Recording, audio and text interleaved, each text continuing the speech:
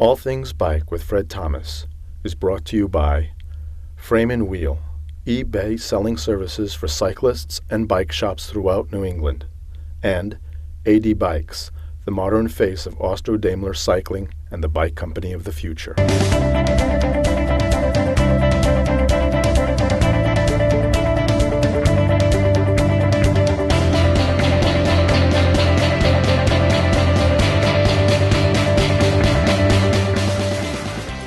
Hi there, everybody.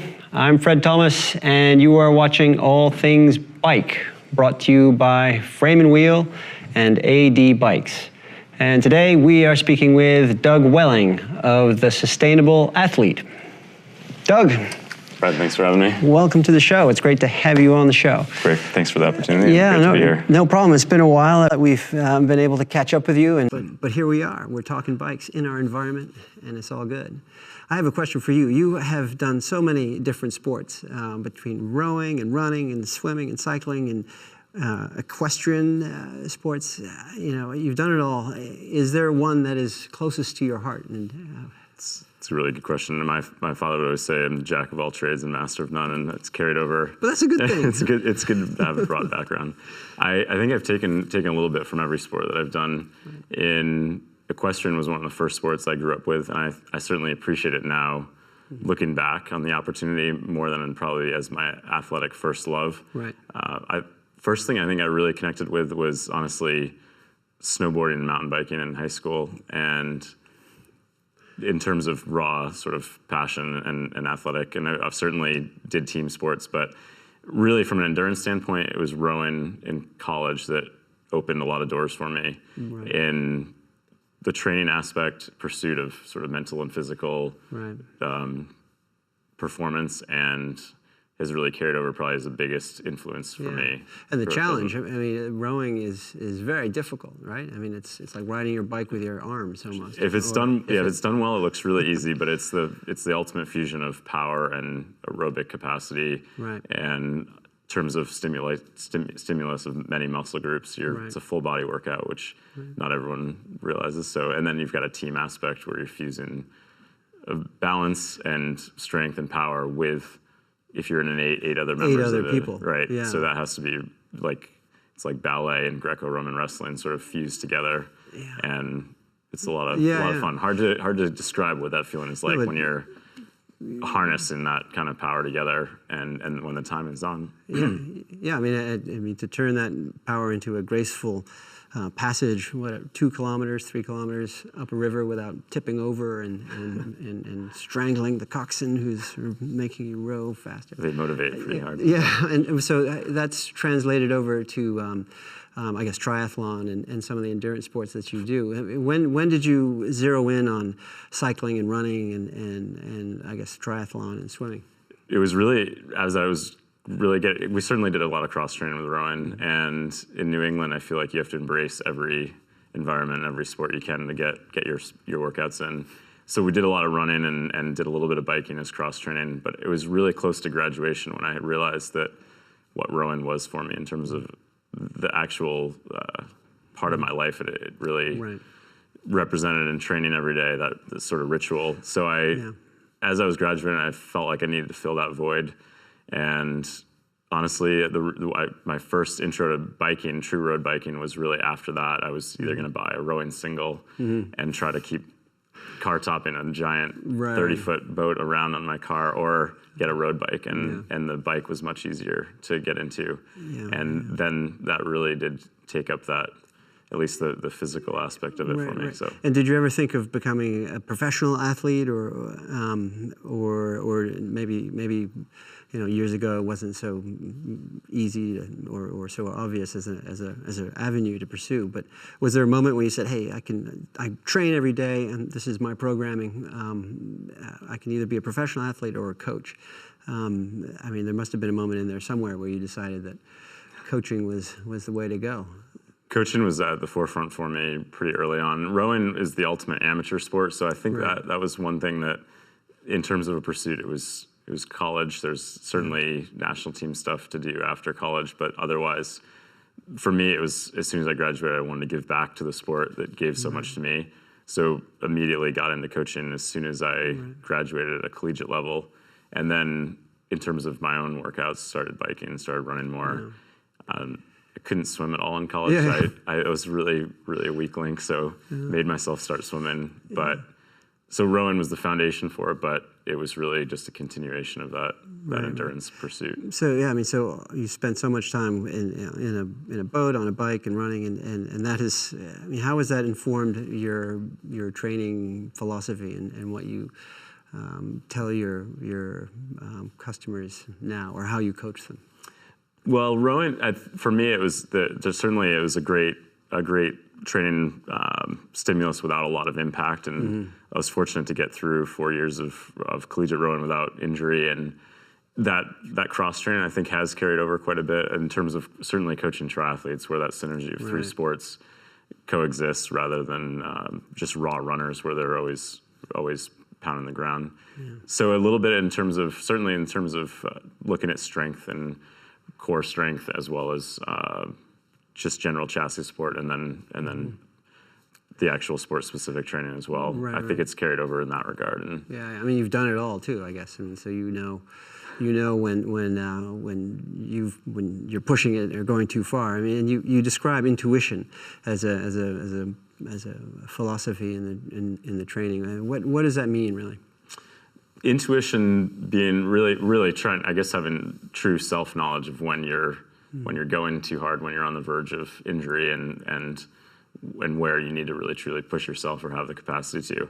And that's really challenging, because the athletes that are drawn to this typically are people that can push through a lot, and they define a sluggish day as maybe being weak or lacking motivation, so they may give themselves a pep talk and push through it. So it's a fine line between truly knowing whether or not you're actually fatigued, you're getting sick, the body's breaking down, or no, this is just me mentally being at a weak point, and I have to push through. So some athletes have, I think, a great sense of that, and others are so driven that it's typically the issue of maybe not needing more motivation, but just being able to hold back and really value the recovery. No, that's true. I mean, lots of times the tapering or easing up is the hardest part of all your training, because you've been programmed to do all this stuff, and then you have to sit still. I mean, your mind spins and out you're of like, control. oh my gosh, I'm not cranking out 50 miles today. But I mean, that's great. I mean, and that's something that's totally foreign to an athlete who's just starting out, I imagine. Do you still use metrics and the various training systems to reinforce the intuition aspect of this? Definitely. As a coach, the feedback really does come from the equipment, and I certainly like to use technology where it can be used. I think that sometimes it can be maybe too much, or depending on everyone's lifestyle is quite busy these days, packed full of everything. And so that's another, I guess, value in having a coach to say, here are my power files, go look at them, because I don't have time to do this. But at some point, for me, that can validate the feelings that the individual's having, and truly measure baselines, measure progress, execute races more appropriately. So it's great stuff that's all come into the sport, and it's incredible. When we started off, it was really, there were one or two options. They were pretty cost prohibitive, and now it's crazy how much is available for that. That's true, but it's important to have that experience sort of guiding all of the technology, because I imagine you can read anything you like out of the numbers. And some of the most successful athletes certainly we've worked with have zero equipment on their bike, or they just the zen they can go endurance sport training. That's great. I mean, you mentioned that you've done a lot of Ironman triathlons and a lot of events, and describe those events so people have some idea of the scale of what's going on. Sure. And Ironman specifically is defined as a 2.4 mile swim, 112 mile bike, and a 26.2 mile run. Wow. So that's like swimming from here to Casco Island or whatever. Portland. Swimming there, and then hopping on your bike and riding up to Mid-Coast, Maine, and then like running from there to I don't know, 26 miles into the mountains. Yeah, Portland to Brunswick is about 26.2 miles. Okay. It's pretty good. All right, so it is long, and lots of people. It's amazing, the sport. I think everyone that gets into triathlon, for better or for worse, gets drawn to trying to find that next frontier and horizon. And Ironman has become a big goal for a lot of people, to the tune of a wildly successful or seemingly successful business model that that the brand Ironman has implemented, as well as sign-up rates that are sometimes sold out in 24 hours to get into an event like that. And you have to qualify too. So when you went to the Ironman, your latest Ironman, I mean, pick anyone. I mean, what was the process? You trained, you qualified, and for most of the races around around the world, you can just sign up and enter. And then for the World Championships, they have a qualification process, which has gotten harder and harder over the years. It's gotten so you don't just have to win some race somewhere or do well and then you're in. You have to do more than that. If you get to go to Kona, you have to perform an Ironman at first. There are very few half Ironman qualifiers now, a couple in Asia actually, and then if you compete in our top 2 potentially of your age group. Top 2. Usually, there's some roll down sometimes, but it's not top 20%. The slots have gotten smaller and smaller each year. So wow. It's a great, for a lot of people, it's just a quest to see if they can go that distance, and then for others, it's to see how fast you can get through it. But when you were in Kona, or when you did your last one, I mean, what was the hardest part? And just give the viewers some idea of the agony that's involved in one of these things. Sure. Kona is really unique in that it's really the heat. And especially if you're living in New England, it's pretty challenging to go over in October. It's October, Yes, and deal with the cumulative heat index, essentially, because it can be both hot and humid in Kona. And the bike course is famous for winds that tend to be opposing the rider both directions. Right? Everyone talks about that, but it actually reverses as the land heats up relative to the water and flip-flops the wind direction on the island. So it's a strong crosswind, which can really influence like purgatory for 5 hours on your bike. Yes, and it's the other unique part of Kona that I have a hard time describing, other than because it doesn't happen in other races, is you can pretty much see the entire distance of the bike ride all in one foul swoop. You get out onto the Queen K Highway, and on some of the rollers, you can actually see the turnaround essentially 40 miles away. Wow. So it's mentally daunting as well. You don't have the local scenery to break it up and go point to point. You're just exposed, and you're watching your progress the whole time. Don't look up, right? And the level of competition is just phenomenal as well. Right. It's unbelievable to see the capacity that some of these at the elite level, as well as the age groupers have, and across the entire spectrum at that level. Yeah, well, I mean, it's inspiring in a way. I mean, you see just all the levels of excellence right there in front of you, and I imagine it inspires you to train harder. But Absolutely. but the other vicious sort of circle is that it inspires you to sort of go back and find the latest cycling gear and the latest swim gear and the latest technology, and so I'm pretty certain that at next year's Kona you're going to see a lot of Cervelo P5X time trial bikes. It's a never-ending slippery slope, the technology thing. But how do you deal with equipment selection for bikes, and what do you say to your clients when they say, I need a time trial bike? Absolutely. There's a lot of options out there. Comfort and fit is really foremost, honestly. There are so many options that, both in price point and technology, and that I think everyone has to come up with a budget, but then from there really find something that fits and is comfortable. But there are so many options. It's pretty remarkable out there. It's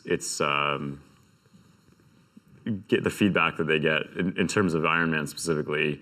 If you're going to be on the bike for 5+ hours, and try to optimize your run potential off the bike, then you could have something that's on paper the world's fastest bike, but if it's uncomfortable to ride, or if you're hindering your biomechanics or pushing your own range of motion the entire time, you can just be you'll use up energy Exactly. suffering away, and you won't be concentrating, and yeah, I mean, so you don't. I mean, do you find that some equipment is more compelling than others, or do you recommend based on what you've ridden yourself, or are you reading all the reviews that come out? Bike Radar. Yeah, highly individual. Definitely the bikes that have there's a lot more XY axis adjustability in frames and these integrated systems, and it'd be interesting to talk to some of the mechanics as well.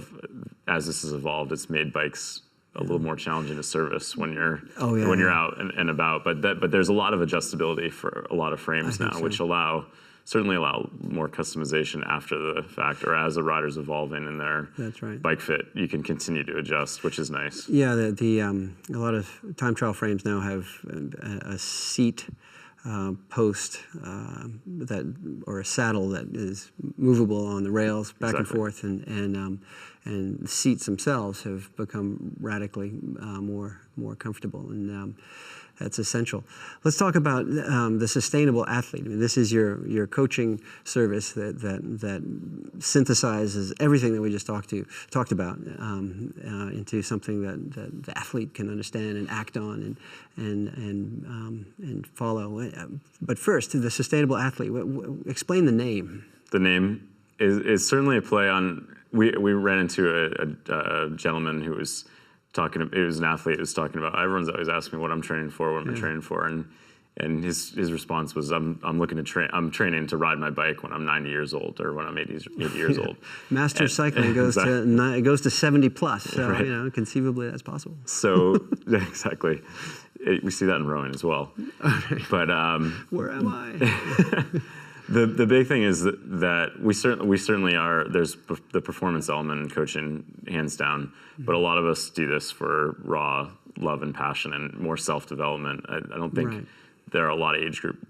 There's no real age groupers that are bringing home a giant paycheck on this. They're in it for their own passion, their own mental and physical health, their ability to maximize that element of life to then carry over into their career or family or whatever else it might be. And so for that was a big play on the name for me, to just keep, you want to do this at a high level, but also you want to make it a lifestyle. You want to keep this in your life for as long as possible. And there's also an element of, I think, just human mode of transportation that is it's great to feel that the movement and to be powered under your own self. To sustain your correct, or to see the neighborhood and sustain your development. Yeah, so it's not so much environmentally sustainability, but a sort of a development, sustainable. And I agree. I mean, I'd love to be riding in the 75 plus category, but I have a feeling it'll be on a fat bike with like platform pedals and a GPS to make sure I don't get lost. But talk about some of the programs that you've got. So sustainable, you've got programs where people can turn up and do stuff, and then the packages too. But start with the programs. Sure. We do group training is something I personally love to work with athletes in a group. I still coach collegiately. I love to have the one-on-one interaction, and some of our programs allow that. So we do a lot right here in Portland, Maine, working out of the Fleet Feet Sports Maine Running Company. Out of the back, we have a space that we do through the wintertime as we shift to indoor mode. We have an indoor cycling group where people bring their own bike. We provide the trainers. We also have some compy trainers to do some group simulated cycling as well. And then as January rolls around, meet 3 times a week for indoor cycling classes, which is then structured workouts through the winter. And we do run groups as well that go year-round, and everything from couch to 5K programs that's really about introducing someone into trying to make a lifestyle change or pursue a 5K goal to folks that are running a local marathon or fall marathon. So and you have a group of individuals in the organization who have specialties in all these divisions. I mean, can you elaborate on who they are and what they do? Absolutely. My business partner is Denise Skid, who is in the area. She's a phenomenal multi-sport coach as well as an RD. So nutrition is a big focal point for her. We've also worked with another RD, Robin Brown, in our group, who has worked with a lot of high-end rowers actually, and cyclists as well, just improving power to weight ratio and making dietary changes. And Sarah Russell is another local coach with us who, she doesn't like to brag, but she's won an age group world championship and one world title and one world runner-up title. Wow. And competes at a very high level, but also balances family and her own training around that. So we're fortunate to have some really good people to work with. You cover the whole range. So the programs are like, there's the Friday night fights where you can turn up with your bike and duke it out on a power trip and group suffering, but highly productive too. I mean, everyone is short on time. And then the winter cycling is what you described, where people can have a regular session indoors. What about so if describe the packages. So you have the package for someone who wants to get to Kona, and then there's a package, for someone who wants to just change their scene a little bit. Definitely. Yeah, elaborate on that. The biggest part of our business focus is one-on-one coaching, which we do.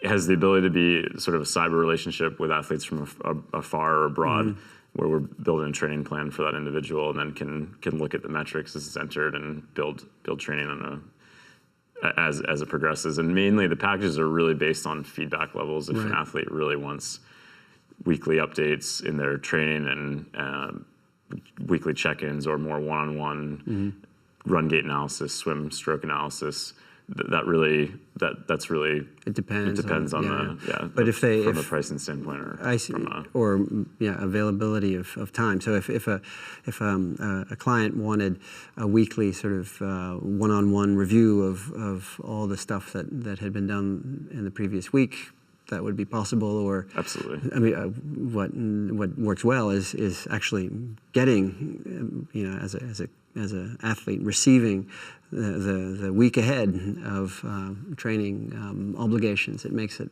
a lot easier. I mean, what would if I were just an entry-level athlete and wanted to do some mountain bike racing and pick up and stay with the Saturday morning ride, what would I be looking at in terms of time commitment and intensity and obligations? Definitely variable, but highly variable. But in terms of from a workout standpoint, probably I'd say a lot of those beginner athletes are focused on around 7 to 8 hours, between 7 and 8 hours a week, if it fits. But it is highly variable. I have some athletes that have to take the weekend off and really streamline. Therefore, the intensity is a little higher. If they have a little bit more time available, that would creep up towards maybe 10 or 12 hours a week and longer weekend rides. But again, depending on the background and what they have for time availability realistically. Yeah. Well, that's good. I mean, coaching is an external force that keeps people from overcooking it or brings them into a structure that really pays off. So I think everyone can benefit from a coach. But you talk about some of the races you've done or plan to do. If you still do a few races here. Still do a few races, yes. Ironman became a focus for me for quite a while from a personal standpoint, and so triathlon in all distances has been a big focal point. I've had the opportunity to race in Kona, which was great, and recently, last few years, started going to the Middle East and raced in Bahrain, and it's been a fun vehicle to just see new places. And the other one that's become really quite fun is I've done some adventure races, which are a little longer than Ironman,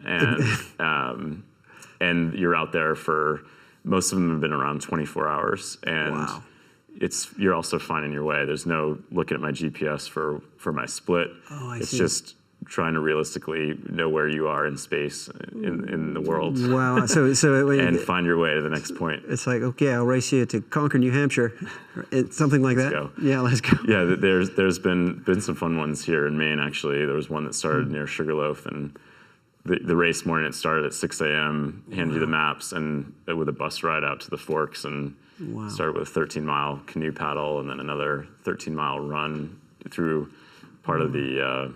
A little bit on the Appalachian Trail to connect to the mountain bike section, which was another 40 or 50 miles, and then a night hiking section. So they're fun because it's not about Yeah. time. Well, Yeah. there is a racing element, but it's You have a day. you're not concerned with it. It's really about the adventure. Yeah, it's about it's- meeting the challenge and getting through it, and wow, extraordinary. I mean, so that puts Kona in perspective, and again, I guess it draws on all the experiences you have from all the sports you've been doing. What about? I mean, you mentioned Bahrain. I mean, very quickly, can you just give the viewers an idea of what it's like to ride your bike in the desert?